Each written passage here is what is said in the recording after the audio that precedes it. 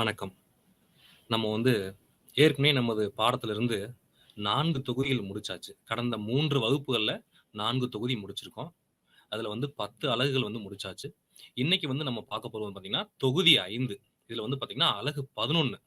இந்த பாடம் தலைப்பு பார்த்தீங்கன்னா, மக்கள் அமைப்பின் கருத்து மற்றும் பங்களிப்பு. அதுபோக நம்மளுக்கு இறுதியா இருக்கக்கூடிய கடைசி தொகுதி பார்த்தீங்கன்னா, தொகுதி 6. அதுல பார்த்தீங்கன்னா, ஒழுங்குமுறை ஆணையங்கள். இன்னைக்கு வகுப்புல இந்த 2 பாடங்கள பத்தி நம்ம தெளிவா நம்ம பார்க்க போறோம். அதுல முதல் பாடமாக என்ன பண்ண போறோம்னா, மக்கள் அமைப்போட கருத்து மற்றும் பங்களிப்பு. மக்கள் அமைப்பு, இது மக்கள் இயக்கம் அப்படின்னு கூட சொல்லலாம். இதுல 2 கருத்துக்கள் இருக்கு. நீங்க மக்கள் இயக்கமாவும் எடுத்துக்கலாம். அரசாங்கத்துக்கு இணையா இருக்கக்கூடிய ஒரு அமைப்பாவும் எடுத்துக்கலாம். ஒரு தனி சாம்ராஜ்யமாவும் இத எடுத்துக்கலாம். அப்படின்னு சொல்றாங்க. இதோட இந்த மக்கள் அமைப்போட கருத்து மற்றும் பங்களிப்போட நோக்கம் என்ன சொல்லியிருக்காங்க பார்க்கும்போது, இந்த இந்த கருத்துரு பார்த்தீங்கன்னா, பண்டைய கிரேக்க காலத்துக்கு முன்னாடி இருக்கக்கூடியது. அதுல அரசியல் அறிஞர்களான அ அரிஸ்டாட்டில் மற்றும் சிசரோ போன்றவர்கள் இந்த கருத்த முதன் முதலா தெரியப்படுத்தியிருக்காங்க. அவங்களோட ரோமானிய காலத்திலயும் சரி, கிரேக்க காலத்திலயும் சரி, இந்த மக்கள் இயக்கம்ன்றது ஒரு மிகப்பெரிய சாம்ராஜ்யமா திகழ்ந்திருக்கு அப்படின்னு சொல்றாங்க. இது அரசாங்கத்துக்கு இணையா இருக்கக்கூடிய ஒரு அமைப்பா திகழ்ந்திருக்கு. இதுக்கு இன்னொரு பேர் என்ன சொல்லலாம்னா, அரசியல் நிறுவனங்கள் அப்படின்னு கூட சொல்லலாம். குறிப்பா அரிஸ்டாட்டிலோட காலத்துல பார்த்தீங்கன்னா, இந்த அந்த குடிமக்கள் இயக்கமானது ஒரு மிகப்பெரிய வளர்ச்சி அடைஞ்சிருக்கு அப்படின்னு சொல்றாங்க. இப்ப நம்ம தற்போதைய சூழ்நிலையில பார்க்கும்போது, இந்த அரசியல் இயக்கம் முற்றிலும் அரசுக்கு மாறுபட்டதா இருக்கு. அவங்க பார்த்தீங்கன்னா, அந்த அரசியல் இயக்கத்த அரசாங்கம் மற்றும் அரசு சார்ந்த விஷயங்களோட எப்படி இணக்கமா செயல்படணும் அப்படின்னு சொல்லி, இந்த மக்கள் இயக்கம் ஒரு மிகப்பெரிய அளவுல திகழ்ந்திருக்கு. குறிப்பிட்டு சொல்லணும்னா, 18ஆம் நூற்றாண்டுக்கு பின்னாடி இந்த மக்கள் இயக்கம் பல இடங்கள்ல வளர்ச்சி அடைஞ்சிருக்கு அப்படின்னு சொல்றாங்க. அதுல பார்க்கும்போது, இதுல இந்த தாமஸ் பெயின் மற்றும் ஜார்ஜ் கேகல் அப்படின்றவங்க. இந்த 2 சிந்தனையாளர் வரை என்ன சொல்லியிருக்காங்க? மக்கள் இயக்கம்னா என்ன அர்த்தம்னா, ஒரு குழுவா சேர்ந்து செயல்படுறாங்க. ஒரே கருத்து தான் சொல்றாங்க. மக்கள் இயக்கம்ன்றது ஒரு தனித்துவம் மிக்கது அப்படின்னு சொல்றாங்க. மக்கள் இயக்கம் அரசாங்கத்த எப்படி கொண்டு போகணும்? அரசாங்கத்துக்கு தேவையான விஷயங்கள் என்ன? மக்களோட பொது விருப்பங்கள் என்ன? மக்கள் அரசாங்கத்திலருந்து என்ன நினைக்கிறாங்க? அப்படின்ற போன்ற கருத்துக்கள மக்கள் இயக்கம் மூலியமா தான் என்ன பண்ணியிருக்காங்க? கொண்டு போயிருக்காங்க. இது பார்த்தீங்கன்னா, இந்த மக்கள் சமூகம் சார்ந்த ஒரு கருத்து. ஏன்னா பொதுவா இதுக்கு பொருள் விளக்கம் கூட சொல்லலாமான்னு. அவங்க என்ன சொல்றாங்கன்னா, இந்த மக்கள் இயக்கம்ன்றது ஒரு தனியா ஒரு ஒரு இடம் அப்படின்னு சொல்றாங்க. அந்த இடம் பார்த்தீங்கன்னா, குடும்பத்துக்கு அப்பாற்பட்டு இருக்கும். நாட்டுக்கு அப்பாற்பட்டு இருக்கும். அவங்க வாங்கக்கூடிய செல்லக்கூடிய சந்தை இடங்களுக்கு வெளியில இருக்கக்கூடிய ஒரு இடம் அப்படின்னு சொல்றாங்க. இதுக்கு சாதாரணமா பொருள் விளக்கம் தரும்போது. ஆனா அ அறிஞர்கள் என்ன சொல்றாங்க? குறிப்பா பார்த்தீங்கன்னா, கோபர் ருடால்ப் அப்படின்ற அறிஞர்கள் என்ன சொல்றாங்கன்னா, இது ஒரு அரசு சாரா அமைப்பு அப்படின்னு சொல்றாங்க. இது எந்த விதமான ஆதாயம் தரக்கூடிய அ இல்லாத ஒரு அமைப்பா திகழுது. அரசுக்கு இணையான ஒரு அமைப்பா இருக்கு. இது அப்படின்னு சொல்றாங்க. அடுத்து பார்த்தீங்கன்னா, இதோட பொதுவான அ நோக்கம் என்னன்னு கேட்டீங்கன்னா, மக்கள் முன்னேற்றம் தான் இதுக்கு எந்த ஒரு அரசு நிறுவனமா இருந்தாலும் சரி, நம்ம இயக்கமா இருந்தாலும் சரி, அது முற்றிலும் எத சார்ந்து இருக்குன்னா, சமூகத்துக்கு பயனடையணும்.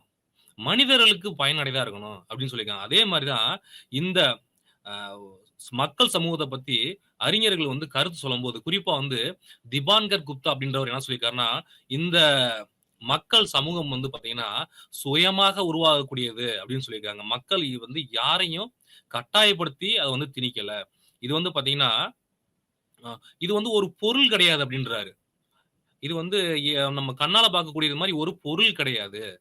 இது அரசாங்கத்தோட மக்கள் எப்படி இணக்கமா செல்லணும், அரசாங்கத்தோட எப்படி நம்ம உரையாடணும் அப்படின்ற நோக்கத்துக்காக ஏற்படுத்தப்பட்டது தான் இந்த மக்கள் சமூகம் அப்படின்னு சொல்லி இந்த சான்றோர்கள் சொல்றாங்க. இது தவிர பார்த்தீங்கன்னா, நம்ம அரசு சார்பா நிறுவனம் இப்போ குறிப்பிட்டு சொல்லணும்னா என்ஜிஓ ஆங்கிலத்தில நான் கவர்ன்மென்ட் ஆர்கனைசேஷன் சொல்றாங்க. அது மாதிரியான நான் ப்ராஃபிட் ஆர்கனைசேஷன் சொல்ற அமைப்பு. அதாவது அ எந்த விதமான ஆதாயமும் இல்லாத அமைப்பு. சமுதாயத்துக்கு தேவையான வளர்ச்சிகள குடுக்கக்கூடிய அமைப்பு. தானாவே இது என்ன பண்ணுவாங்க, உருவாகக்கூடிய அமைப்புகள். இதுக்கு ஒரு அடிப்படை கட்டமைப்பு இருக்கலாம். ஒரு அரசுல பதிவு பெற்றிருக்கலாம், பதிவு பெறாமயும் இருக்கலாம். அதே நேரத்தில என்ன சொல்றாங்கன்னா, ஒரு ஒரு ஒரு இணையம் மூலியமா கூட என்ன பண்ணலாம்? தொடங்கலாம். நம்ம பயன்பாட்டுல இருக்கக்கூடிய சோசியல் மீடியா அப்படின்ற வார்த்தை.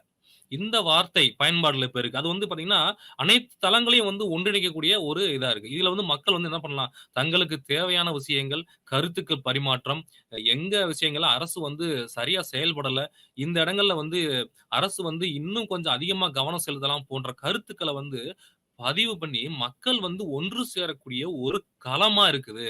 இந்த மக்கள் சமூகம் அப்படின்னு சொல்லி சொல்றாங்க. அதுபோக பார்த்தீங்கன்னா, அ இந்தியால இருக்கக்கூடிய பல்வேறு நிறுவனங்கள் குறிப்பா சொல்லணும்னா, இந்துத்துவம், இஸ்லாமியம், அ கிறிஸ்தவ மதம், புத்த மதம், அ ஜைன மதம் போன்ற மதங்கள் அனைத்தும் எல்லா மதங்களையும் நீங்க எடுத்து பாருங்க. அதோட முக்கியமான ஒரு பணி என்ன இருக்கணும்னா, சமூகத்துக்கு உதவி பண்ணணும். மனித இனத்துக்கு உதவி பண்ணணும் அப்படின்னு சொல்லி இந்த அமைப்புகள் வந்து ஏற்படுத்தப்பட்டுச்சு இந்தியாவுல அப்படின்னு சொல்றாங்க. குறிப்பிட்டு சொல்லணும்னா ஆரிய சமாஜம், தயானந்த சரஸ்வதி மற்றும் பிரம்ம சமாஜம் இந்த மாரி ராஜாராம் மோகன் ராய் அவங்களோட பங்களிப்பு. அதுபோக ராமகிருஷ்ண மடம் இதுல வந்து பார்த்தீங்கன்னா, அ அ காந்தி அவர்களோட சத்தியாகிரகம் அதுல வந்து அ எந்த விதமான அ நான் வயலன்ஸ் மெத்தட் அப்படின்னு சொல்றாங்க. அகிம்சை முறையில எந்த விதமான ஆயுதங்களும் இல்லாம அ ஒத்துழையாமை இயக்கம் ஒரு உதாரணத்துக்கு ஒத்துழையாமை இயக்கம் எடுத்துக்கலாம் நம்ம வந்து. மக்கள் வந்து அந்நிய பொருள எதிர்க்கிறது, ஆங்கிலேயர்களுக்கு வந்து ஒத்துழைக்காம இருக்கிறது போன்ற எந்த விதமான ஆயுதங்களும் இல்லாம சத்தியாகிரக அடிப்படையில மக்கள் இயக்கம் ஒன்று சேர்றாங்க. நாட்டு மக்களோட ஒட்டுமொத்த மக்களுக்குமான அவங்களோட வளர்ச்சி மற்றும் அவங்களோட எண்ணம் ஈடேறுறதுக்காக ஏற்படுத்தப்பட்ட அமைப்பு. இதுல காந்திய பத்தி சொல்லணும்னா, பல்வேறு விதமான அ நம்மளுக்கு வந்து அளப்பரிய என்ன பண்ணியிருக்காரு, பங்களிப்பை குடுத்திருக்காரு. இந்த மக்கள் சமூகத்த வந்து என்ன பண்ணியிருக்காருன்னா, இந்தியா முழு என்ன பண்ணாங்க, ஒன்று திரட்டியிருக்காரு. ஒரே குடையின் கீழ் வந்து. இந்தியாவோட விடுதலை உணர்வுக்காக அப்படின்னு சொல்றாங்க. இது ஒரு மக்கள் இயக்கம் தான் அப்படின்னு சொல்றாரு. அடுத்து பார்த்தீங்கன்னா, இன்னொரு உதாரணம் சொன்னா, சுந்தர்லால் பகுனானா அவர்கள் கொண்டுட்டு வந்த அந்த சிப்கோ இயக்கம் அப்படின்னு சொல்றாங்க. அது வந்து பார்த்தீங்கன்னா, இப்ப சுற்றுச்சூழல பாதுகாக்கக்கூடியதுக்கு ஏற்படுத்தப்பட்ட அமைப்பு அப்படின்னு சொல்றாங்க. இது தவிர இப்போதைக்கு இருக்கக்கூடிய கடைசியா நடந்த பார்த்தீங்கன்னா, நம்ம ஊழலுக்கு எதிரான அமைப்பு அப்படின்னு சொல்றாங்க. அந்த அமைப்புகள்ல இந்தியா முழுவதும் ஒன்று சேர்ந்தாங்க அப்படின்னு சொல்றாங்க. அடுத்து பார்க்கும்போது, இந்த மக்கள் இயக்கம் நம்மளுக்கு வந்து என்ன மாரியான பங்களிப்ப குடுக்குது இந்த சமுதாயத்துல அப்படின்னு பார்க்கும்போது, முதல்ல வந்து பார்த்தீங்கன்னா, கொள்கை துணை வலிமை அப்படின்னு சொல்றாங்க. அனைத்து தரப்பு மக்கள்ட்ட இருந்தும் என்ன மாரி விஷயங்கள் மக்களுக்கு தேவை என்ன? அவங்களோட அடிப்படை என்ன? அவங்களோட விருப்பம் என்ன? எந்தெந்த விஷயங்கள்லாம் வந்து அரசு வந்து இன்னும் வந்து சிறப்பா செயல்படணும் அப்படின்னு சொல்லி பல கொள்கை வடிவங்கள ஏற்படுத்துறதுக்கு இந்த மக்கள் இயக்கம் வந்து உறுதுணையா இருக்கு அப்படின்னு சொல்றாங்க. அடுத்து பார்த்தீங்கன்னா, பாதுகாப்பு பங்களிப்பு. பல்வேறு உரிமைகள் இருக்கு. அ ம மக்களோட உரிமைகள் வந்து பல இடங்கள்ல வந்து பாதிப்படையுது.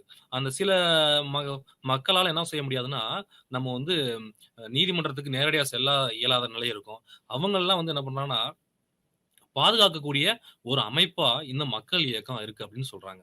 அதுக்கடுத்து பார்த்தீங்கன்னா, வெளிப்படைத்தன்மை. இது எல்லாமே ம மக்கள் வந்து மக்கள் வந்து அரசாங்கம் செய்யக்கூடிய ஒவ்வொரு விஷயங்களையும் வெளிப்படைத்தன்மை இருக்க வேண்டும் என எதிர்பார்ப்பாங்க. அதுல உள்ள வரவு செலவுகள் என்ன?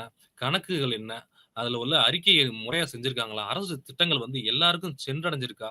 போன்ற பல்வேறு விஷயங்கள் வந்து வெளிப்படைத்தன்மையா இருக்கணும் அப்படின்னு சொல்லி மக்கள் நினைக்கிறாங்க. அதுக்கு வந்து இந்த நிறுவனங்கள் வந்து மக்கள் சமூக நிறுவனங்கள் வந்து பெரும் உதவியா இருக்கிறது அப்படின்னு சொல்றோம். அதுக்கடுத்து பார்த்தீங்கன்னா, குடிமக்களோட அம் மற்றும் வளங்கள வந்து என்ன சொன்னா, அணி திரட்டுது அப்படின்னு சொல்றாங்க. பல்வேறு விதமான அ இப்ப இப்ப வந்து நம்ம நாட்ல வந்து பார்த்தீங்கன்னா, அ பல கட்டடங்கள் கட்டுதல், அம் அ நம்மளுக்கு தேவையான அடிப்படை வசதிகள வந்து அரசாங்கம் செஞ்சு குடுக்குது. அது எல்லாம் முறையா செய்றாங்களா? அந்த இயற்கை வளங்கள வந்து சரியான முறையில பயன்படுத்துறாங்களா? மக்கள் அதுல வந்து பங்கேற்கிறாங்களா? இது எல்லாமே உறுதி செய்யக்கூடிய ஒரு இயக்கமா இந்த மக்கள் இயக்கம் இருக்கு அப்படின்னு சொல்றாங்க.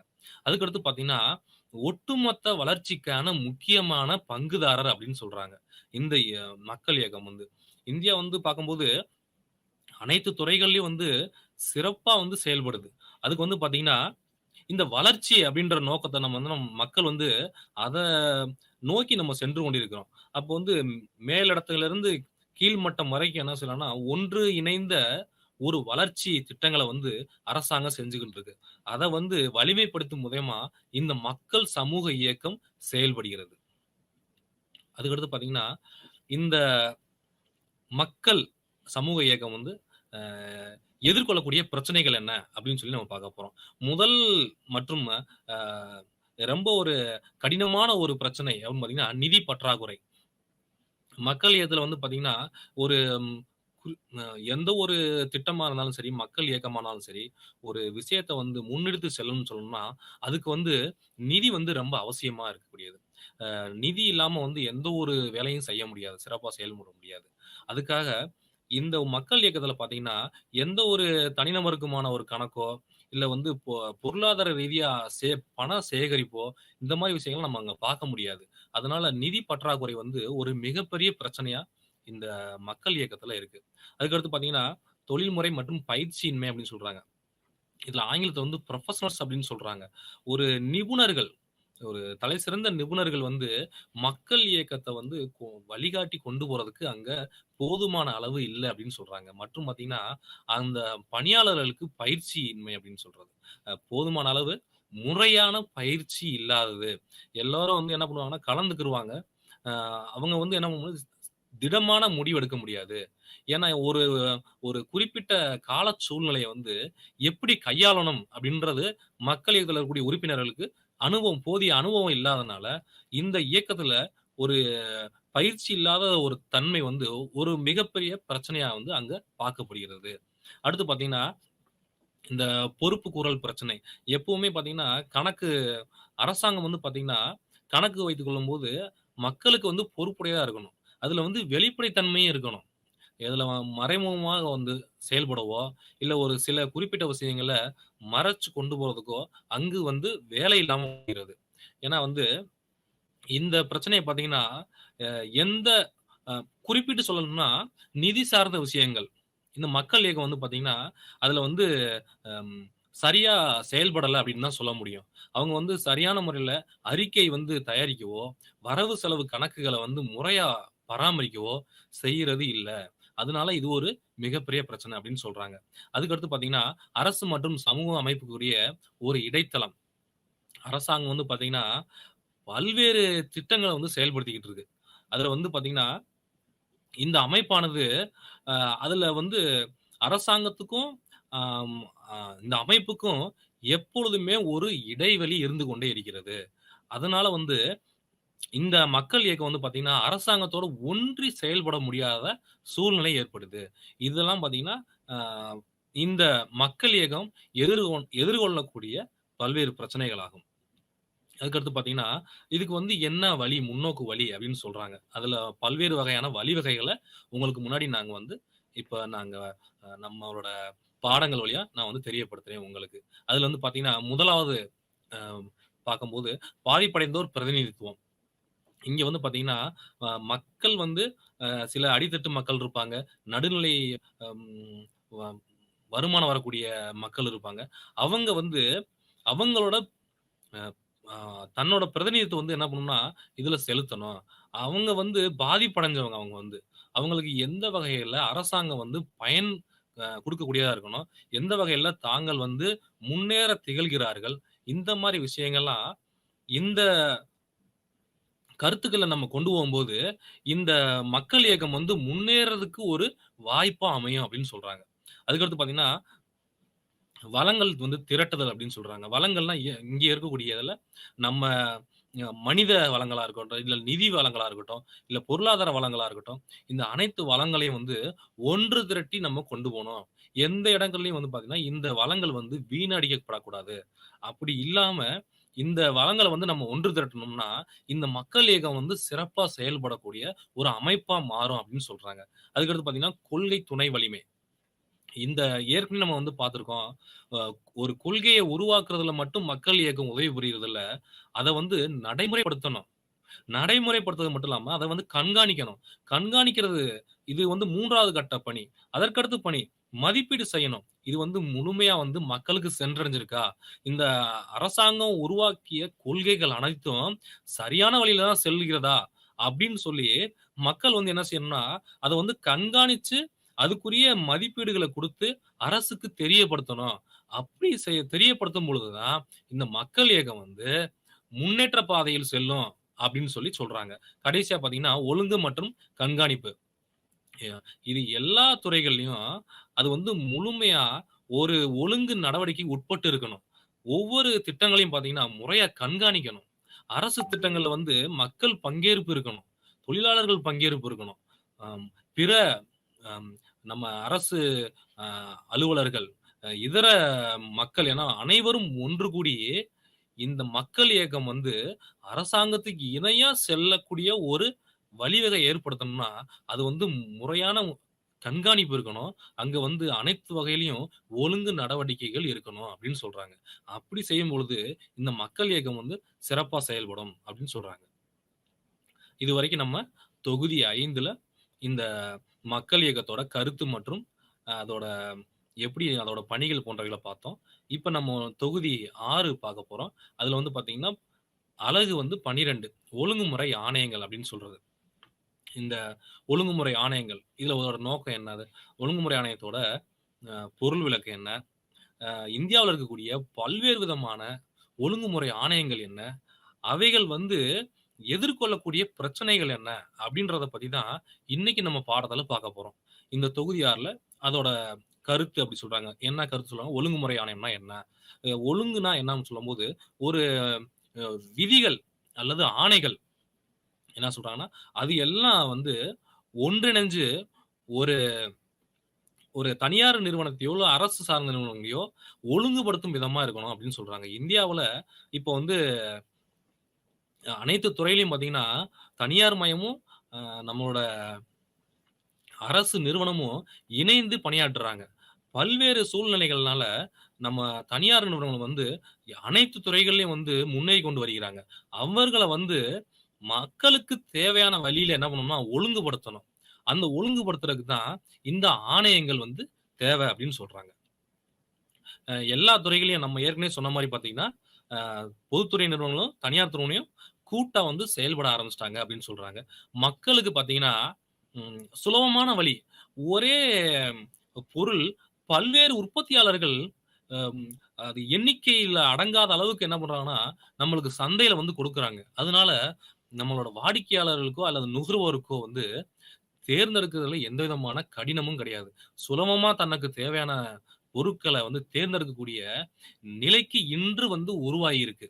அது மட்டும் இல்லாம, இந்த ஒழுங்குமுறை ஆணையங்கள் எதுக்காக வரும்னா, தன்னோட தனியார் நிறுவனங்கள் வந்து பார்த்தீங்கன்னா, சரியான முறையில செயல்படணும். அதே நேரத்தில தரமானதாவும் பொருள்கள வந்து மக்களுக்கு கொண்டு சேர்க்கணும்.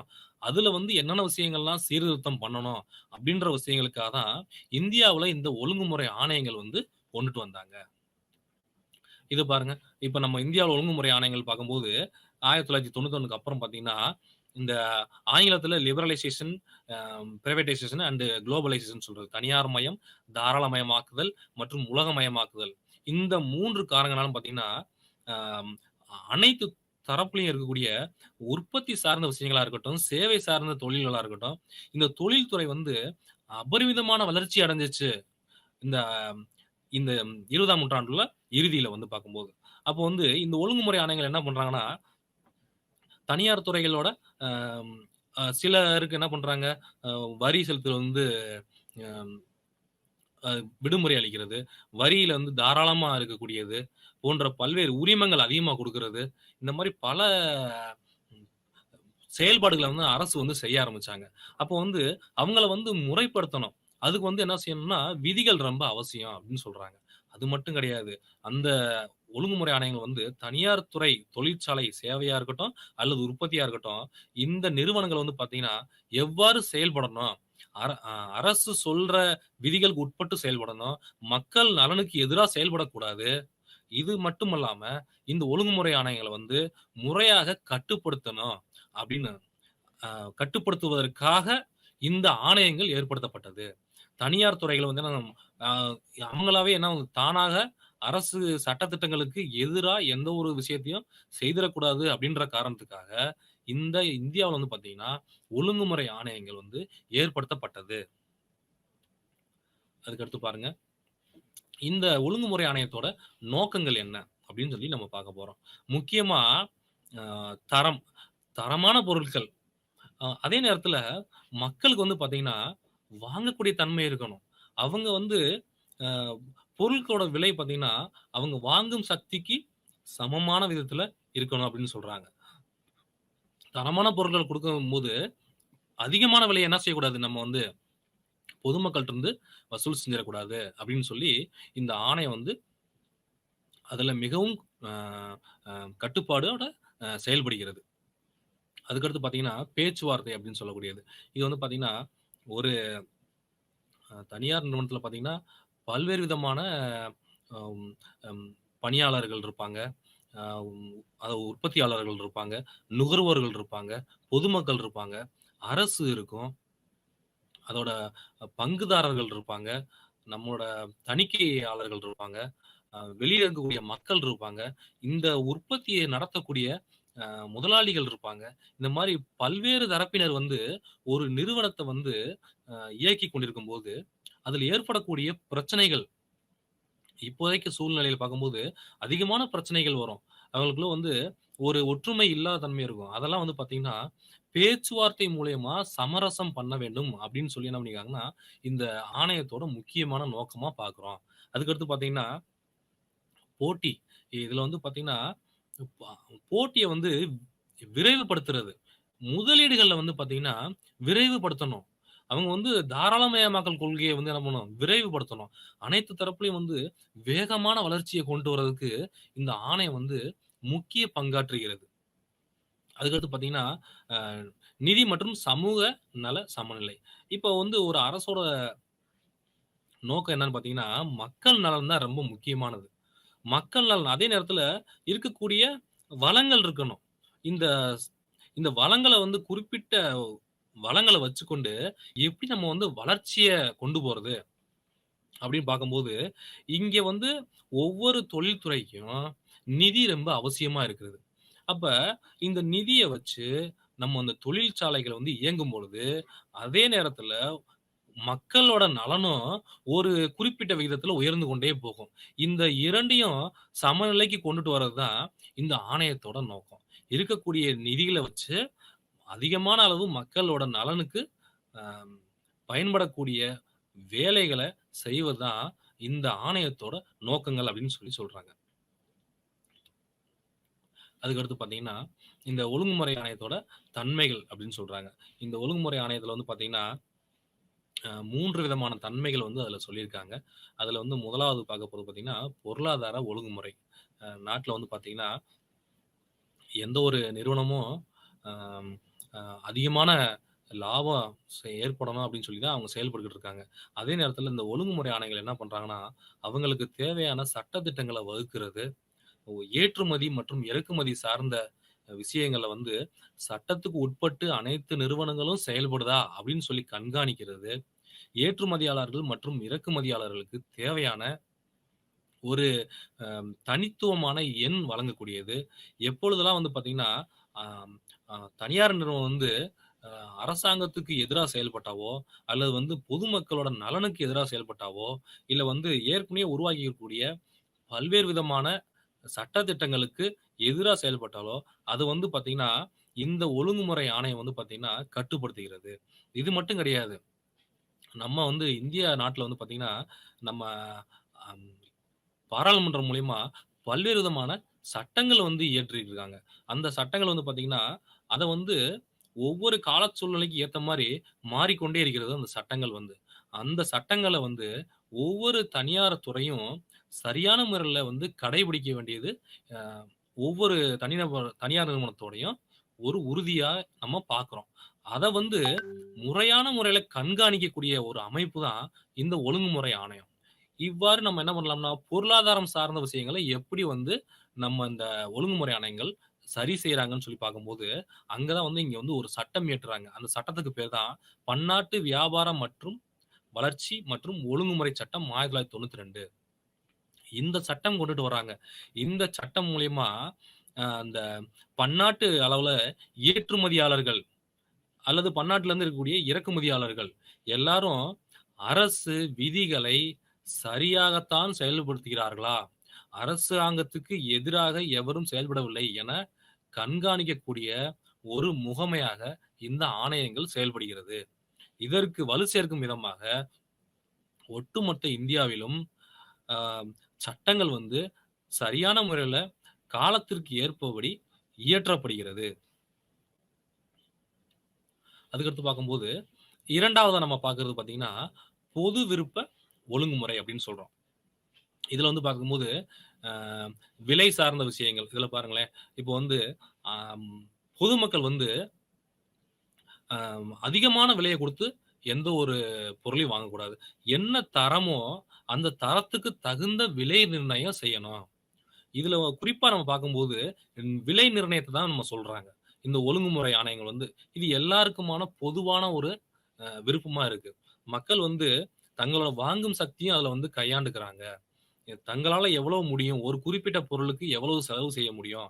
அப்படின்னு சொல்லி, அதுல வந்து விலை வந்து ஒரு முக்கியமான விஷயமாக கருதப்படுகிறது. அதுக்கடுத்து பார்க்கும்போது பொது விநியோகம். அனைத்து முறைகளையும் பார்த்தீங்கன்னா, இப்ப அனைவருக்கும் கிடைக்கக்கூடியது இந்த பொது விநியோக முறைகள்லாம் வந்து பொதுமக்களுக்கு வந்து என்ன ஆகுதுன்னா, தங்களுக்கு தேவையான உணவுப் பொருட்கள், மற்ற பொருட்கள்லாம் வந்து கிடைச்சுக்கிட்டு இருக்கு. இத வந்து முறைப்படுத்தணும். வந்து எந்தெந்த பொருள்கள்லாம் வந்து நம்ம பொது விநியோக திட்டம் மூலியமா, இல்ல பொது விநியோக அ துறை சார்ந்த விஷயங்கள்ல மக்களுக்கு கொண்டு போய் சேரணும் அப்படின்னு சொல்லி ஒழுங்குபடுத்தக்கூடியது இந்த ஆணையத்தோட ஒரு முக்கியமான பணி.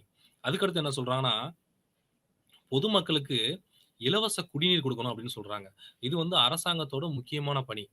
அ குடிநீர் வந்து எல்லா வகையிலயும் அதுவும் சுத்தமான குடிநீர் வந்து இலவசமா அவங்களுக்கு கிடைக்கணும் அப்படின்னு சொல்றாங்க.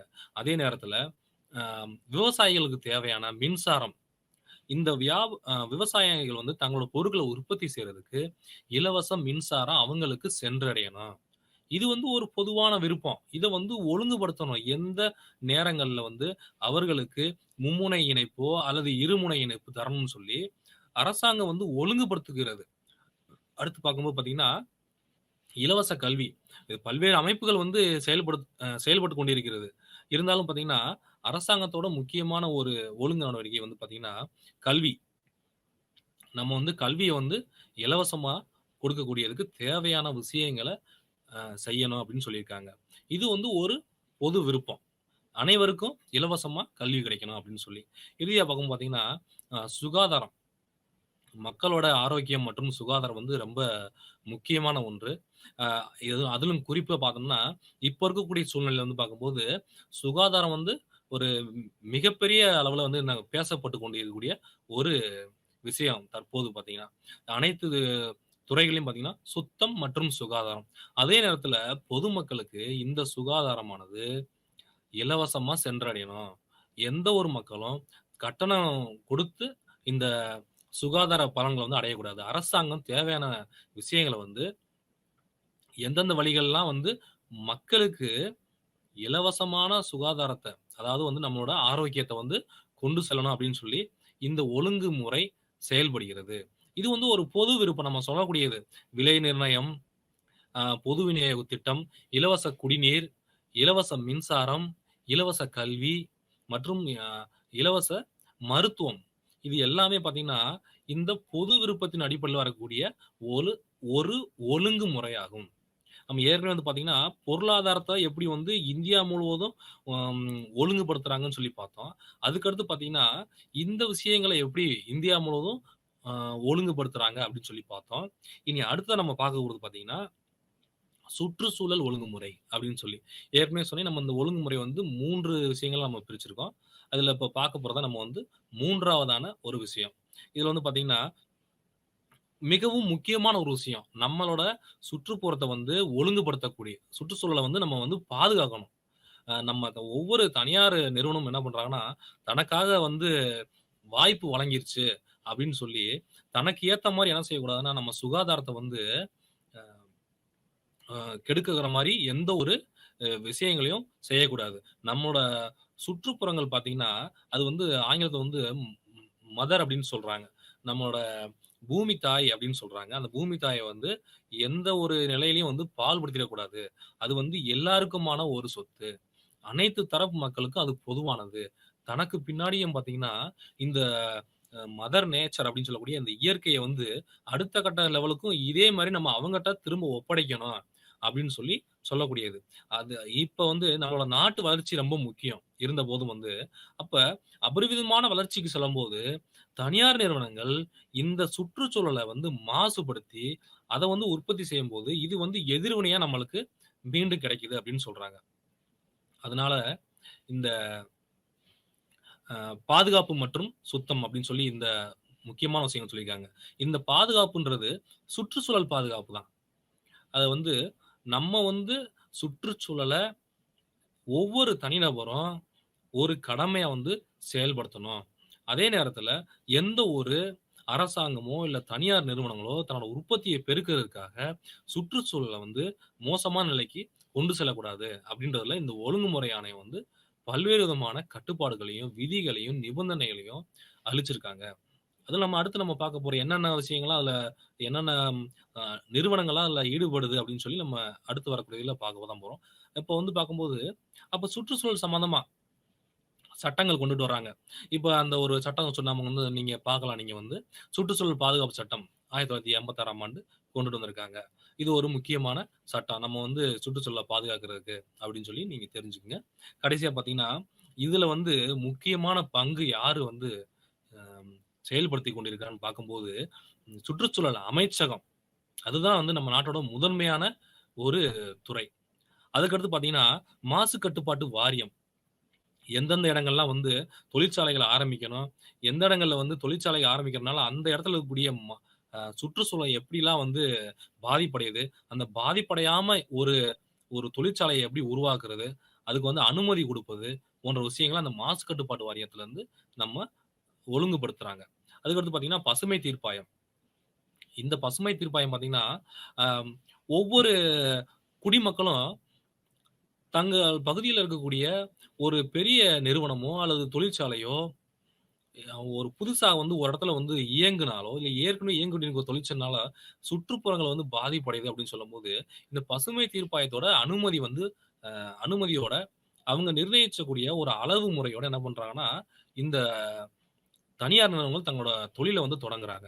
இந்த 3 துறைகள் அமைச்சகம், மாசு கட்டுப்பாட்டு வாரியம் மற்றும் பசுமை தீர்ப்பாயம் நம்மளோட சுற்றுச்சூழல பாதுகாக்கிறதுக்கு தனியார் நிறுவனங்கள்ட்டருந்து அம் மேற்கொண்டு அதிகமான அளவு தீமை ஏற்படாத வண்ணம் காப்பதற்காக ஏற்படுத்தக்கூடிய ஒரு அமைப்பு தான் இந்த ஒழுங்குமுறை ஆணையம் அப்படின்னு சொல்லி நம்ம இந்த பாடத்துல படிச்சு கொண்டிருக்கோம்.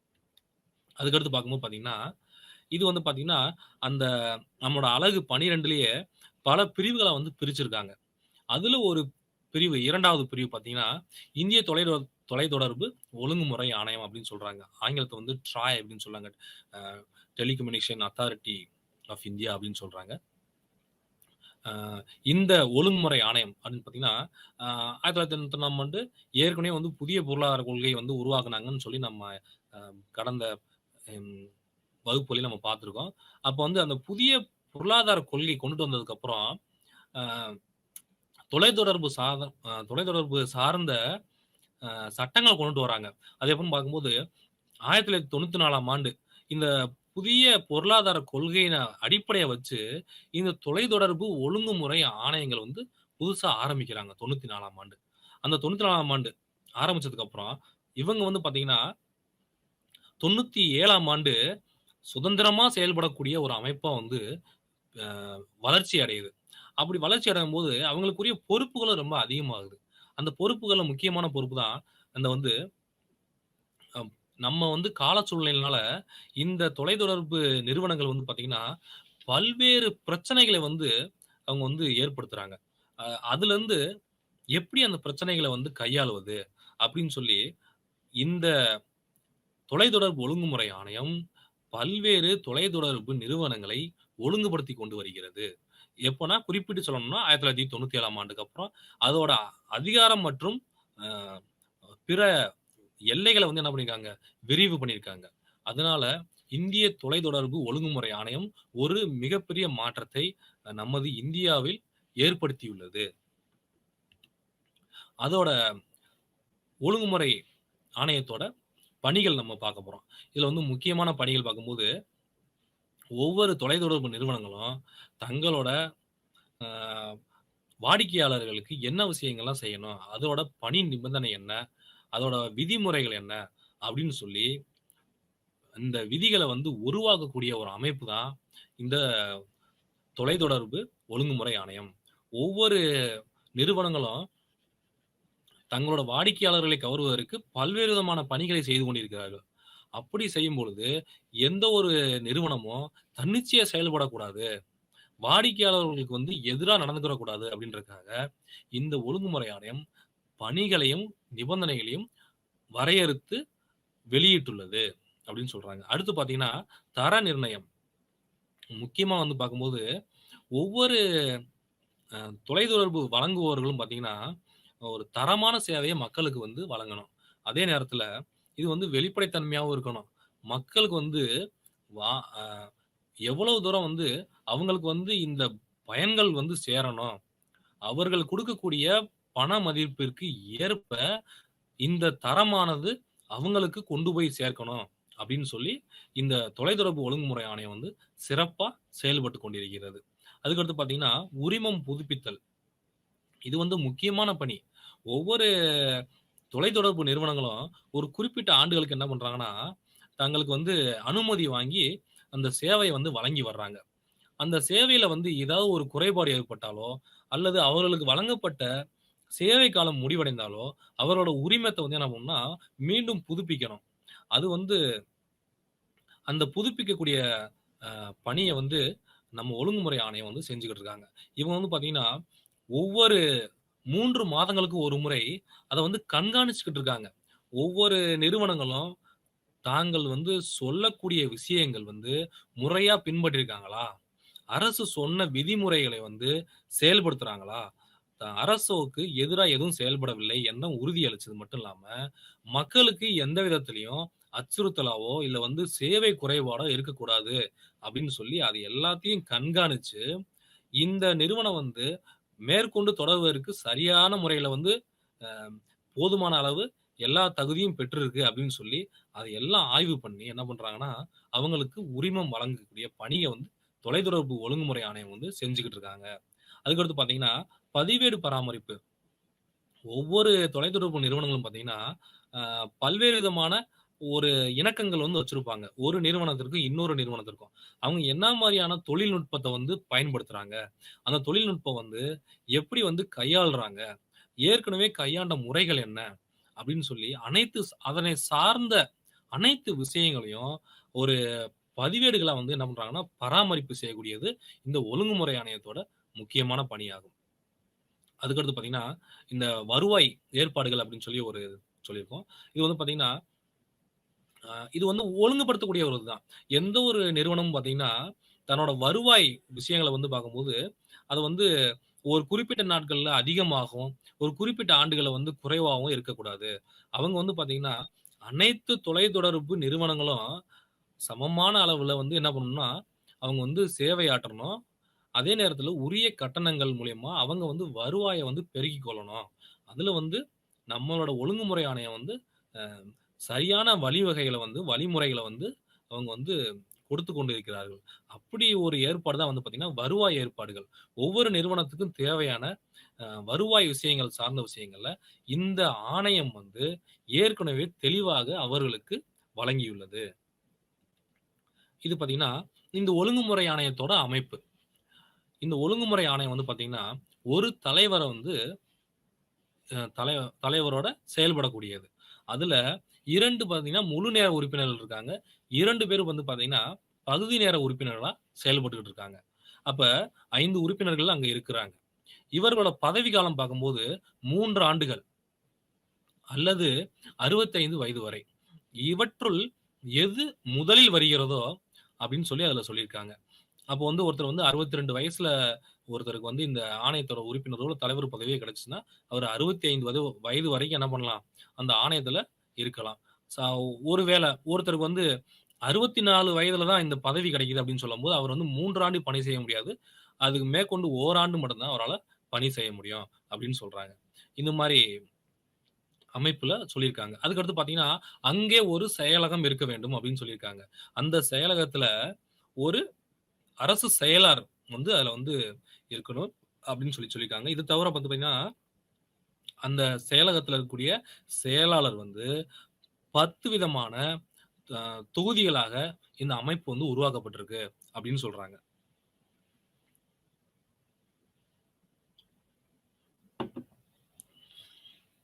அதுல வந்து பார்த்தீங்கன்னா, அந்த 10 தொகுதியில இருந்து முக்கியமான தொகுதிகள மட்டும் உங்களுக்காக நான் வந்து இதுல சொல்லப் போறேன். விளக்கி சொல்லப் போறேன். அதுல முக்கியமா பார்க்க வந்து பொருளாதாரம் சார்ந்த விஷயங்கள். உங்களுக்கு தெரியும் வந்து ஒரு ஒரு ஆணையம் இருந்துச்சுன்னா, அந்த ஆணையத்தோட முக்கியமான பணி இந்திய பொருளாதார வளர்ச்சி. அப்ப பொருளாதாரம் சார்ந்த விஷயங்கள்ல மிகவும் கவனமாக வந்து செயல்படுறதுக்கு தான், அது ஒரு தனி தொகுதியாகவே இந்த தொலைத்தொடர்பு ஆணையத்துல வந்து செயல்படுத்துறாங்க. அதுபோக பார்த்தீங்கன்னா, நிதி. ஒவ்வொரு நிறுவனத்துக்கும் இது வந்து இதயம் போன்றது அப்படின்னு சொல்றாங்க. நிதி வந்து. அப்ப நிதி சார்ந்த விஷயங்கள கண்காணிக்கவும், நிதி சார்ந்த விஷயங்கள்ல மேம்பாடு செய்வதற்கும் இந்த ஆணையத்துல என்ன பண்ணியிருக்காங்கன்னா, தனியா ஒரு தொகுதியாக உருவாக்கியிருக்கு அப்படின்னு சொல்றாங்க. அதுபோக நிர்வாகம் செய்றது. அந்த நிர்வாகம் வந்து ஒவ்வொரு அ அமைப்புக்கும் பார்த்தீங்கன்னா, முக்கியமான ஒரு விஷயமா இருக்கு. அதுபோக தரம் சார்ந்த விஷயங்கள். எப்படி வந்து ஒரு தரமான சேவைய வந்து இந்த நிறுவனங்கள் வழங்க வேணும். அப்ப அந்த தரம் சார்ந்த விஷயங்கள தனியா ஒரு தொகுதியாக இங்கே நம்ம எடுத்துக் கொண்டிருக்காங்க. அதுக்கடுத்து பார்த்தீங்கன்னா, சட்டம் சார்ந்த விஷயங்கள். ஒவ்வொரு நிறுவனத்துக்கும் பார்த்தீங்கன்னா, நம்ம வந்து சட்டத்துக்கு உட்பட்டு தான் செயல்படணும். அப்ப அது சார்ந்த விஷயங்களுக்காக ஒரு தனி தொகுதியாகவும், இறுதியா பார்க்கும்போது ஒளிபரப்பு சார்ந்த விஷயம். இது வந்து ஒரு தகவ ஒ தொ தகவல் தொடர்பு துறை அப்படின்னு சொல்லும்போது, அவங்க வந்து ஒளிபரப்பு சார்ந்த விஷயங்கள்ல எவ்வாறு செயல்பட வேண்டும் அப்படின்னு சொல்லி, இத ஒரு தனி தொகுதியா கிட்டத்தட்ட 10 தொகுதிகளா வந்து என்ன பண்ணியிருக்காங்கன்னா, இந்த தொலைத்தொடர்பு ஒழுங்குமுறை ஆணையத்த வந்து பிரிச்சிருக்காங்க.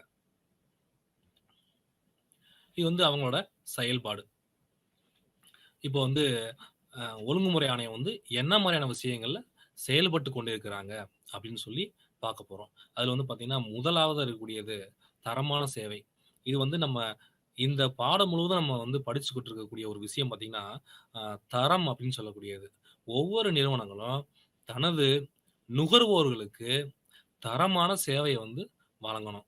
அதற்கு தேவையான விஷயங்கள என்ன பண்ணணும்? இந்த ஒழுங்குமுறை ஆணையங்கள் வந்து செய்யணும். எப்படி தரமான சேவை ஏற்கனவே வந்து அ இருக்கக்கூடிய நாட்டுல இருக்கக்கூடிய வளங்கள் எப்படி இருக்கு? பயன்பாடு மக்களோட பயன்பாடு எப்படி இருக்கு? அவங்க வந்து எந்த அளவுக்கு வந்து அதுல வந்து பயனடைஞ்சுகிட்டு இருக்காங்க? அப்படின்னு சொல்லி, அ இந்த சேவை வந்து பார்த்தீங்கன்னா, அ வழங்கக்கூடியதுக்கு அந்த தனியார் நிறுவனங்கள் வந்து எவ்வாறெல்லாம் முயற்சிகள் செய்து கொண்டிருக்கின்றன. குறிப்பா சொல்லணும்னா, பல கட்ட ஆய்வுகள் செய்யலாம். விழிப்புணர்வு ஏற்படுத்தலாம். அ அது சார்ந்த அ ஆய்வு அறிக்கைகள வந்து தயார் செய்யலாம். இவ்வாறாக பல்வேறு விதமான வழிகளில் தரமான சேவையை வழங்கக்கூடியதுக்கு இவங்க வந்து இந்த ஒழுங்குமுறை ஆணையம் வந்து உதவி செய்றாங்க. அதுக்கடுத்து பார்த்தீங்கன்னா, நுகர்வோர் பாதுகாப்பு. உங்களுக்கு தெரியும் நுகர்வோர் பாதுகாப்பு சட்டம் அப்படின்னு சொல்லி இருக்கு. நுகர்வோர் பாதுகாப்பு உரிமைகள் இருக்கு. இந்த நுகர்வோர்கள் வந்து பார்த்தீங்கன்னா, எல்லா நேரங்கள்லயும் பார்த்தீங்கன்னா, நீதிமன்றத்த நாடக்கூடியவங்களா இருக்க மாட்டாங்க. அவங்களுக்குன்னு பார்த்தீங்கன்னா, ஒரு நிதிய வந்து ஒண்ணு உருவாக்கியிருக்காங்க. நுகர்வோர் பாதுகாப்பு நிதி அப்படின்னு சொல்லி. அதுலருந்து நுகர்வோர் சார்ந்த கல்வி மற்றும் விழிப்புணர்வு நிகழ்ச்சிகள வந்து செய்து கொண்டிருக்கிறாங்க. இந்த தொலைத்தொடர்பு ஒழுங்குமுறை ஆணையம் வந்து. இது வந்து அவங்கள வந்து தொலைத்தொடர்பு சார்ந்த விஷயங்கள்ல கல்வி விழிப்புணர்வு ஏற்படுத்தும் பொழுது, வாடிக்கையாளர்கள் இன்னும் அதிகமான அளவு தொலைத்தொடர்பு நிறுவனங்கள பத்தி புரிந்து கொள்வதற்கு ஏதுவாக அமைகிறது. அவர்கள் வழங்கக்கூடிய சேவைகள், அவங்க வந்து தரக்கூடிய தகவல்கள், அவங்க விலை நிர்ணயம் போன்ற விஷயங்கள வந்து பார்த்தீங்கன்னா, வாடிக்கையாளர்கள் வந்து ஒரு விழிப்புணர்வு ஏற்படுத்திக் கொள்ள முடிகிறது அப்படின்னு சொல்றாங்க. அதுக்கடுத்து பார்த்தீங்கன்னா, கட்டண ஒழுங்கு. இது வந்து பார்த்தீங்கன்னா, மிகவும் முக்கியமான ஒரு செயல்பாடாக பார்க்கிறோம். கட்டண ஒழுங்கு அப்படின்னு சொல்லி. இந்த விதிகள் பார்க்கும்போது, அரசாங்கம் சில விதிகள வந்து வகுத்திருக்கு. ஏற்கனவே வந்து பார்த்தீங்க. அந்த கட்டணங்களுக்கு உட்பட்டு தான் வந்து ஒவ்வொரு நிறுவனங்களும் தங்களுக்கு வாடிக்கையாளர்களுக்கு அ விதிக்கிறாங்களா? அப்படின்னு சொல்லி பார்க்குறாங்க. அதுக்கடுத்து வாடிக்கையாளர்களுக்கு தங்களோட கட்டண விவரங்கள முறையாக தெரிவிக்கிறாங்களா? வாடிக்கையாளர்களுக்கு தங்களுக்கு கட்டணம் சார்ந்த விஷயங்கள் முறையா வசூலிக்கிறாங்களா? அப்படின்னு சொல்லி என்ன பண்றாங்கன்னா, இது போன்ற விஷயங்கள பொதுமக்களுக்கு தெரியப்படுத்தக்கூடிய ஒரு அமைப்பு தான் இந்த ஒழுங்குமுறை ஆணையம். இந்த கட்டண ஒழுங்கு வந்து மிகவும் முக்கியமான பணியாக பார்க்கப்படுகிறது. அதுக்கடுத்து பார்த்தீங்கன்னா, உலகளாவிய சேவை கடமை அப்படின்னு சொல்லியிருக்காங்க. இது என்னன்னு சொல்லும்போது, அப்ப இணைய சேவை அப்படின்னு சொல்லும்போது, இது வந்து உலக அளவுல இருக்கக்கூடிய ஒரு விஷயம். இந்த இந்த இணைய சேவை வந்து பார்த்தீங்கன்னா, இந்தியால இருக்கக்கூடிய அம் நகர்ப்புறங்கள மட்டுமல்லாது, கிராமப்புறங்களுக்கும் சமமான சேவைய வந்து கொண்டு போய் சேர்க்கணும்.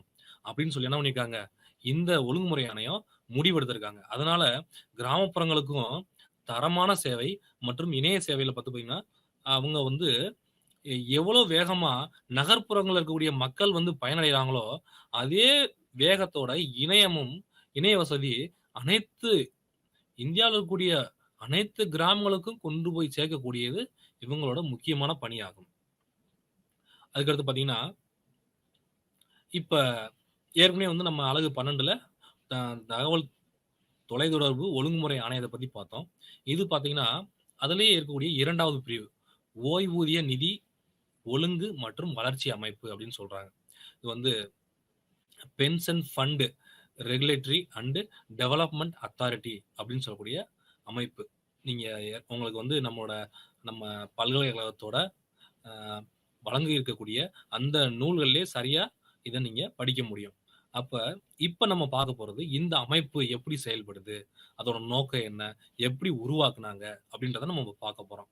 இந்த அமைப்பு பார்த்தீங்கன்னா, குறிப்பிட்டு சொல்லணும்னா 1999ஆம் ஆண்டு முதியோருக்கான சமூக வருமான பாதுகாப்பு திட்டம். ஏற்கனவே வந்து பார்த்தீங்கன்னா, இந்திய அரசாங்கம் பல்வேறு திட்டங்கள வந்து கொண்டு வந்துகிட்டு இருக்கு. அதுல ஒரு முக்கியமான திட்டம் தான் இந்த முதியோருக்கான சமூக வருமான பாதுகாப்பு திட்டம்.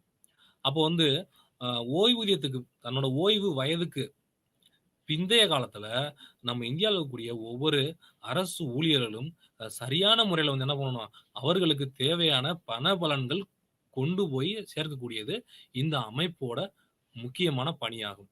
இதுல தான் வந்து பார்த்தீங்கன்னா, பல்வேறு அ திட்டங்கள வந்து அரசாங்கம் அ பு நம்மளுக்கு செயல்படுத்தி இருந்தாலும், குறிப்பிட்டு சொல்லணும்னா 2004ஆம் ஆண்டு உருவாக்கிய தேசிய ஓய்வூதிய திட்டம் ஒரு மிகப்பெரிய திட்டமாகும். அதன் மூலியமா மத்திய அரசு மற்றும் மாநில அரசு ஊழியர்கள் வந்து தங்களோட பணிக்காலத்துக்கு பிறகு அவர்களுக்கு செய்த சேவைக்கு அ பயனாக இந்த ஓய்வூதிய திட்டம் வந்து பல்வேறு பண பலன்களை அவர்களுக்கு அளித்துக் கொண்டு வருகிறது. குறிப்பிட்டு சொல்லணும்னா, இந்த 2013ஆம் ஆண்டு இந்த ஓய்வூதிய நிதி ஒழுங்கு மற்றும் வளர்ச்சி சட்டம் என்ற ஒரு இதே வந்து என்ன பண்ணாங்க, அரசாங்கம் கொண்டு வந்தாங்க. இது அமைப்பு பார்க்கும்போது, இதோட தலைவர் ஒருத்தர் இருக்காரு மற்றும் 5 உறுப்பினர்கள் இருக்காங்க. ஒரு தலைவர் மற்றும் 5 உறுப்பினர்கள் இந்த ஓய்வூதிய நிதி ஒழுங்கு மற்றும் வளர்ச்சி அமைப்புல இருக்கிறாங்க. இவற்றோட பணிகள் என்ன அப்படின்னு சொல்லி பார்க்கும்போது, ஏற்கனவே நம்ம பார்த்திருக்கோம். தேசிய அ ஓய்வூதிய திட்டம் அப்படின்னு சொல்லக்கூடிய அதோட ஆங்கிலம் தான் நேஷனல் பென்ஷன் ஸ்கீம் அப்படின்னு சொல்றாங்க. இந்த திட்டத்த வந்து ஊக்கப்படுத்துறது நம்மளோட முக்கியமான பணி அப்படின்னு சொல்றாங்க. நம்ம இந்த ஓய்வூதிய அ அமைப்பு இருக்கு பார்த்தீங்களா? அமைப்பு வந்து அனைத்து தரப்பு மக்களும் இந்த திட்டத்தில வந்து பங்கேற்கணும். குறிப்பா மத்திய, மாநில அரசு ஊழியர்கள் அப்படின்னு சொல்றாங்க. அவங்க வந்து இந்த திட்டத்தில வந்து பங்கேற்கக்கூடியதுக்கு அ அ பல்வேறு வகையான விளம்பரங்கள் செய்றது, அவர்களுக்கு வந்து இந்த திட்டத்தோட நோக்கத்த கொண்டு போய் சேர்க்கிறது, திட்டத்தோட பண பலன்கள் சார்ந்த விஷயங்கள வந்து வெளியிடுவது, போன்ற விஷயங்கள்லாம் வந்து இந்த அமைப்பு வந்து செய்து கொண்டிருக்கிறது. அதுக்கடுத்து பார்த்தீங்கன்னா, குறை தீர்ப்பு. இப்போ வந்து இது வந்து அ நம்மளுக்கு வந்து பல்வேறு பிரச்சனைகள் வந்து அரசாங்கத்துக்கும், அ இந்த பணியாளருக்கும் இடையே ஏற்படுது.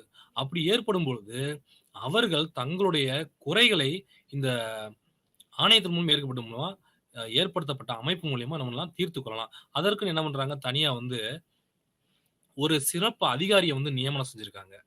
அந்த சிறப்பு அதிகாரி மட்டும் இல்லாம, தேவையான பொழுது அ தகம் தொலைபேசி மூலியமாவும் நம்ம வந்து என்ன பண்ணலாம்னா, அந்த குறைகள வந்து நீக்க முடியும். இது தவிர என்ன பண்ணியிருக்காங்கன்னா, ஒரு அமைப்பு ஒண்ணு உருவாக்கி, அதுல வந்து நம்மோட குறைகள பேச்சுவார்த்தை மூலம் என்ன பண்ணலாம், தீர்த்துக் கொள்ள முடியறதுக்கும் இவங்க வந்து வழிவகை செஞ்சிருக்காங்க. இந்த அ ஓய்வூதிய ஒழுங்குமுறை ஆணையம் வந்து.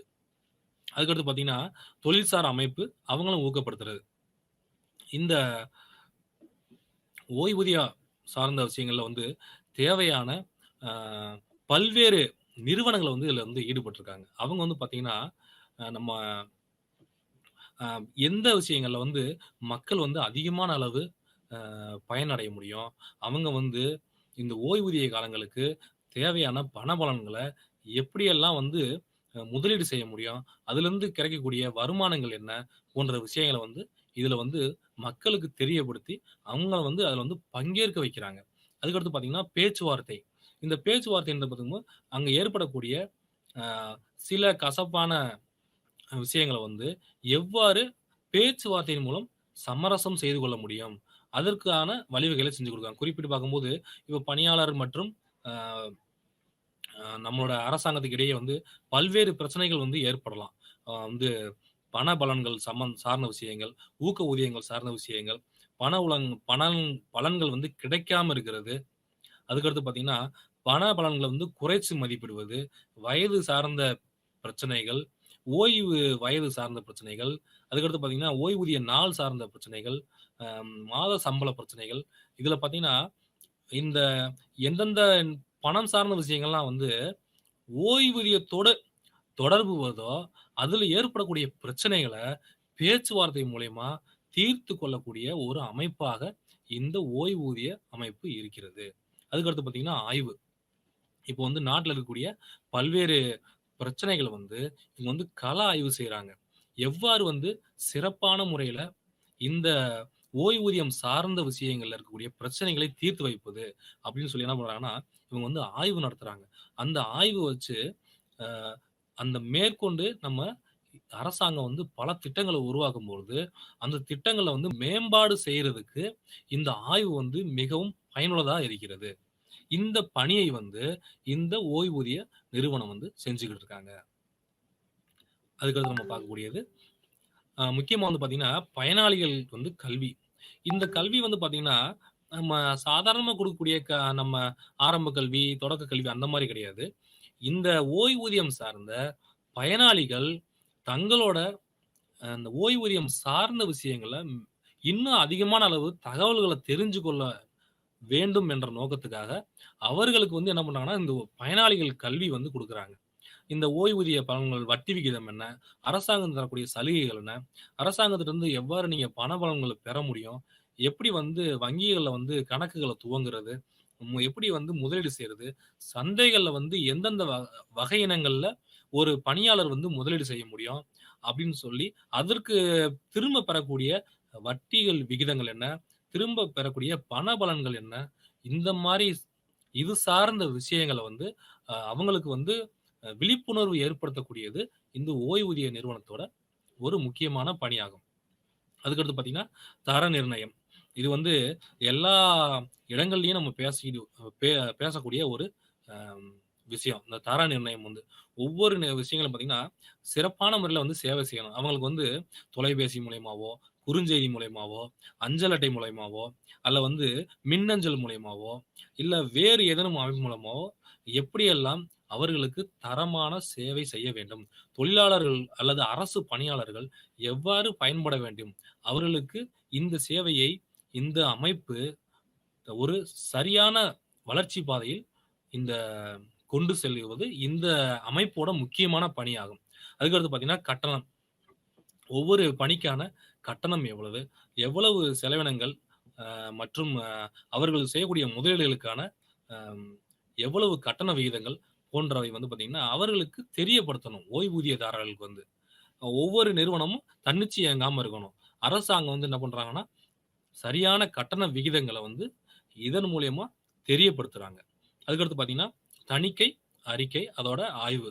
ஒவ்வொரு ஆண்டும் இந்த ஓய்வூதிய பலன் பெறக்கூடிய நபர்களோட அ எண்ணிக்கை, அவர்கள் செய்த முதலீடு, அந்த முதலீடு பணம் வந்து எங்கெங்கெல்லாம் வந்து பல்வேறு நிறுவனங்கள் மூலியமா எவ்வாறு அத பயன்படுத்தியிருக்கு, எத்தனை பயனாளிகள் வந்து அதுல அவங்களுக்கு உரிய பண பலன்கள் கொண்டு சேர்ந்து சென்றிருக்கிறது. அவர்கள் எவ்வாறு அந்த பணத்தை பெறுகிறார்கள், அதை வந்து எவ்வாறு சிறப்பான வழியில் அரசாங்கம் அவர்களுடைய பணத்தை பாதுகாப்பா வைத்துள்ளது. இந்த மாரி விஷயங்கள் வந்து ஆய்வு செஞ்சு என்ன பண்றோம்னா, அவங்க வந்து தணிக்கை செய்யக்கூடியது இந்த ஓய்வூதிய ஆணையத்தோட முக்கியமான பணி அப்படின்னு சொல்றாங்க. அடுத்து நம்ம பார்க்கக்கூடிய தலைப்பு வந்து பார்த்தீங்கன்னா, இந்திய உணவு பாதுகாப்பு மற்றும் தர நிர்ணய ஆணையம். இது வந்து பார்த்தீங்கன்னா, ரொம்ப ஒரு முக்கியமான ஒரு ஆணையம். இப்ப இருக்கக்கூடிய காலங்கள்ல பார்த்தீங்கன்னா, உணவு கலப்படம் அப்படின்னு சொல்லும்போது, அது வந்து ஒரு மிகப்பெரிய அச்சுறுத்தலா இருக்கு. நம்மளோட அ வாடிக்கையாளர்கள் வந்து பார்த்தீங்கன்னா, இந்த உணவு கலப்படம், அதாவது அதுல வந்து தரம் இல்லாம இருக்கலாம். அதுல வந்து ஏதாவது மாற்றங்கள் செஞ்சிருக்கலாம். இல்ல குறைபாடுள்ள உணவுகள குடுக்கலாம். அல்லது உடலுக்கு வந்து கேடு விளைவிக்கக்கூடிய பல்வேறு ஒ ஒவ்வாமை இருக்கக்கூடிய உணவுல வந்து அ பல்வேறு விஷயங்கள் வந்து சேர்க்கிறதுனால, நம்மளோட உடல் நலத்திற்கு தீங்கு விளைவிப்பது மட்டும் இல்லாம, அவர்கள் வந்து ஒரு தவறான பாதையில் இந்த வியாபாரம் செய்யக்கூடியவங்க வந்து செல்றதுக்கு வாய்ப்பா இருக்கு. அத வந்து கட்டுப்படுத்தணும் அப்படின்னு சொல்ட்டு என்ற ஒரு நோக்கத்துக்காக ஏற்படுத்தப்பட்ட அமைப்பு தான் இந்த இந்திய உணவு பாதுகாப்பு மற்றும் தர நிர்ணய ஆணையம் அப்படின்னு சொல்றாங்க. இது சார்ந்த சட்டங்கள வந்து 2006ஆம் ஆண்டு இந்திய உணவு பாதுகாப்பு மற்றும் தர நிர்ணய சட்டம் என்ற சட்டமே வந்து என்ன பண்ணாங்க, உருவாக்கியிருக்காங்க. இது பார்த்தீங்கன்னா, ஒரு சுதந்திரமான அமைப்பு. அது மட்டும் கிடையாது. இது வந்து என்ன பண்றாங்கன்னா, அதிகமான தன்னாட்சி அதிகாரத்தோட இது செயல்படுது. இது மட்டும் கிடையாது. இந்த உணவு பாதுகாப்பு மற்றும் தர நிர்ணய ஆணையம் வந்து பார்த்தீங்கன்னா, பல்வேறு அமைப்புகளா இது செயல்படுது. அதுல வந்து பார்த்தீங்கன்னா, இந்த மத்திய அரசாங்கத்தோட சுகாதாரம் மற்றும் குடும்ப நல அமைச்சர் தான் வந்து இதோட தலைமை அ அதிகார அமைப்பாக செயல்படுகிறது. இதற்கு கீழ தான் வந்து என்ன பண்றாங்க, இந்த அமைப்பு செயல்படுது. இதுல வந்து பார்த்தீங்கன்னா, ஒரு தலைவர் இருக்காரு. அவரு பார்த்தீங்கன்னா, அரசு செயலாளர். அவருக்கு சமமான ஒரு தர அடிப்படையில வந்து நியமனம் செஞ்சிருக்காங்க அப்படின்னு சொல்றாங்க. அது தவிர பார்த்தீங்கன்னா, 22 உறுப்பினர்கள் இருக்காங்க. அந்த 22 உறுப்பினர்கள்ல 3ல் 1 பங்கு பெண்கள் இருக்க வேண்டும் அப்படின்னு சொல்லியிருக்காங்க.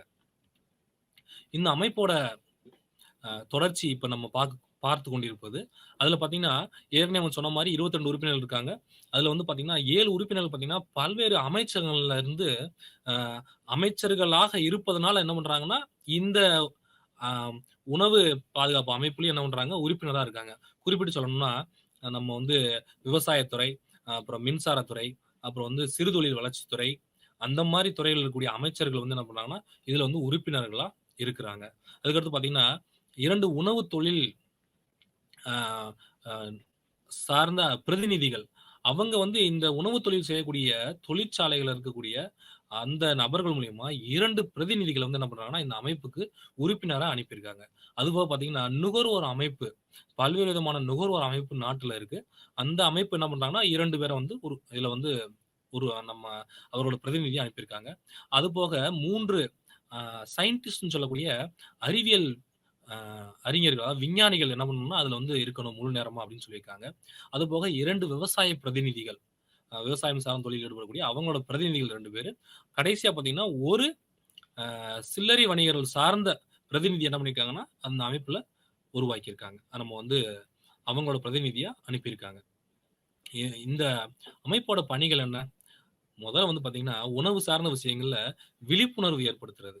என்னென்ன விஷயங்கள்லாம் வந்து அந்த சில்லறை வணிகர்களோ, இல்ல மொத்த வணிகர்களோ வந்து உணவுல வந்து கலப்படம் செய்றாங்க.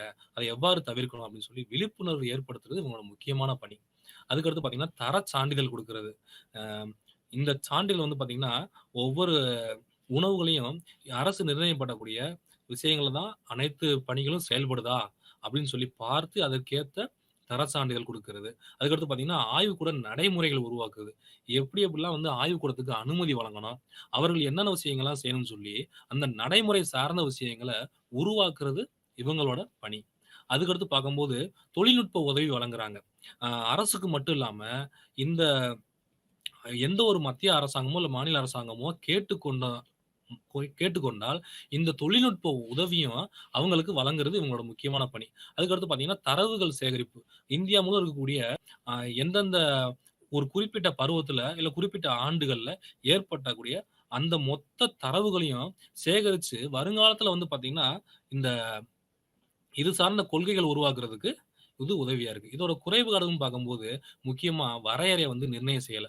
எந்த அளவுகோல்ல வந்து வரையறை பண்ணணும் அப்படின்னு சொல்லி, இந்த அ நம்ம நிர்ணயம் வந்து பண்ணல. அதுக்கடுத்து பார்த்தீங்கன்னா, அளவுகோல் ஒரு நுகர்வோரையோ அல்லது வாடிக்கையாளரையோ எவ்வாறு திருப்திப்படுத்துவது? அவர்கள் வந்து எப்படி வந்து அவங்க வந்து நம்ம செய்யக்கூடிய சேவைகள வந்து சரியான விதத்தில கிடைக்கணும் அப்படின்னு சொல்லி அளவுகோல் வந்து அவங்களுக்கு வந்து நிர்ணயம் செய்யல.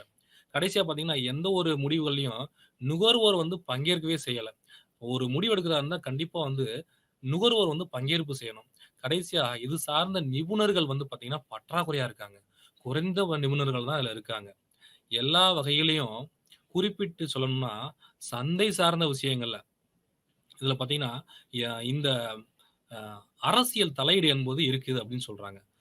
அரசியல் தலையீடு இது வந்து வெளிப்படையாவே இருக்கு அப்படின்னு சொல்றாங்க. விலை சார்ந்த விஷயங்கள், புதிதாக சந்தை உருவாக்குதல், சந்தை வணிகம் இதிலெல்லாம் நேரடியா அரசியல் தலையீடு இருப்பது, இது ஒரு முக்கியமான குறைபாடு அப்படின்னு சொல்றாங்க. இந்த உணவு கலப்படம் சார்ந்த விஷயங்கள பொறுத்தவரைக்கும் இந்த உணவுத்துறை நிபுணர்கள் பார்த்தீங்கன்னா, மிக குறைந்த அளவே நாம வந்து என்ன பண்ணியிருக்கோம்னா, நம்ம நாட்ல வந்து அவங்களுக்கு தேவையான பயிற்சியும், அ சரியான வந்து நிறுவனமோ, கல்வி நிறுவனங்களோ இதுல வந்து கிடையாது. அதனால உணவு சார்ந்த அல்லது உணவு பதப்படுத்துதல் சார்ந்த, உணவு வந்து சேவை சார்ந்த விஷயங்கள்ல போதுமான நிபுணர்கள் வந்து பற்றாக்குறையா இருக்கிறாங்க. அது மட்டும் இல்லாம, எந்த ஒரு அரசு சட்டமானாலும் சரி, அதுல வந்து பார்க்கும்போது, நுகர்வோர் வந்து தங்களுக்கு பிரதிநிதியோ பிரதிநிதியோ அல்லது அவர்கள் சார்ந்த அ பிரதிநிதிகள வந்து இங்கே முடிவெடுக்கிறதுல அனுப்புறதில்ல. இது வந்து ஒரு முக்கியமான குறைபாடுகளா நம்ம பார்க்கிறோம். நன்றி, வணக்கம்.